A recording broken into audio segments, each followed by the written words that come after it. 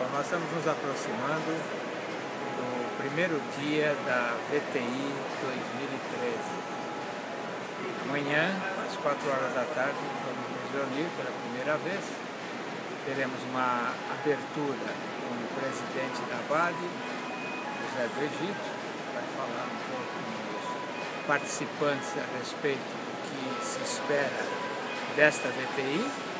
E na sequência, vamos ter uma apresentação do professor Stephen Kern, que é o professor da Universidade da Flórida, que está dirigindo esse programa, e é presidente do Centro de Estudos do Varejo dessa universidade. O objetivo desse programa é juntar um pouco de conhecimento teórico com a vida prática.